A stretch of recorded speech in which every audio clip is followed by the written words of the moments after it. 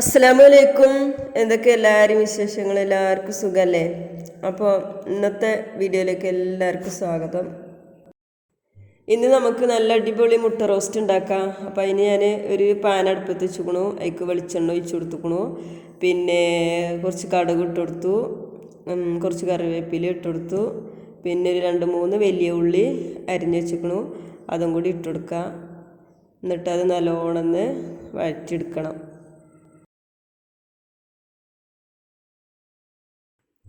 ഇനി കുറച്ച് ഇഞ്ചി വെളുത്തുള്ളിയും പേസ്റ്റും ഇട്ട് കൊടുക്കണം. പിന്നെ അതേപോലെ ഒരു 2-3 പച്ചമുളകും കൂടിയും ഇട്ട് കൊടുക്കണം കേട്ടോ. അപ്പോൾ അതൊക്കെ ഞാൻ ഇട്ട് കൊടുത്തിക്കണ്. പിന്നെ ഇനിക്ക് തക്കാളി ഇട്ട് കൊടുക്കുക. അപ്പോൾ ഒരു 3 തക്കാളി കേട്ടോ എടുത്തിക്കണത്. 3 ചെറിയ തക്കാളിയാണ്, അത് അരിഞ്ഞിട്ട് അതും ഇട്ട് കൊടുത്തിക്കണ്. ഇനി തക്കാളിയൊക്കെ ഒന്ന് പിന്നെ വെന്ത് വരണം. അപ്പോൾ എന്നിട്ട് മസാലപ്പൊടികളൊക്കെ ഇട്ട് കൊടുക്കുക.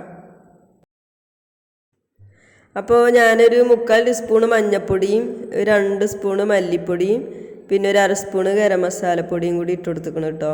ഇനി അത് നല്ലോണം ഇളക്കി കൊടുക്കുക.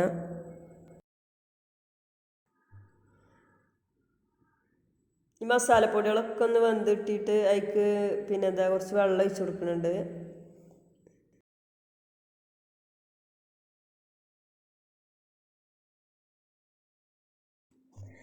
ആവശ്യത്തിനുള്ള വെള്ളം ഒഴിച്ചു കൊടുത്ത് പിന്നെ പാകത്തിന് ഉപ്പ് ഇട്ട് കൊടുത്തു. ഇനി ഒന്ന് ഇളക്കി കൊടുത്തിട്ട് പിന്നെ കുറച്ച് കുരുമുളകും പൊടിയും കൂടി ഇട്ട് കൊടുക്കണം കേട്ടോ. എരിവിന് വേണ്ടിയിട്ട് നമ്മൾ മുളകും പൊടിയൊന്നും ഇട്ട് കൊടുത്തിട്ടില്ല. പിന്നെ പച്ചമുളകാണ് 2-3 ഇട്ട് കൊടുത്തിട്ടുള്ളത്. അപ്പോൾ എരിവിന് വേണ്ടി കുറച്ച് കുരുമുളക് പൊടിയും കൂടി ഇട്ട് കൊടുക്കുന്നുണ്ട്. എന്നിട്ട് നല്ലോണം ഒന്ന് മിക്സ് ചെയ്ത് കൊടുക്കുക കേട്ടോ. പിന്നെ നമ്മൾ കോഴിമുട്ട ഇവിടെ പുഴുങ്ങി വെച്ചിട്ടുണ്ട്. പിന്നെ അതൊന്ന് മുറിച്ചിട്ട് ഇട്ട് കൊടുക്കണം. അപ്പോൾ മുറിച്ചിട്ട് കൊടുത്താലേ നമുക്ക് നല്ല എരിയും ഉപ്പും ഒക്കെ പിടിച്ചുള്ളൂ.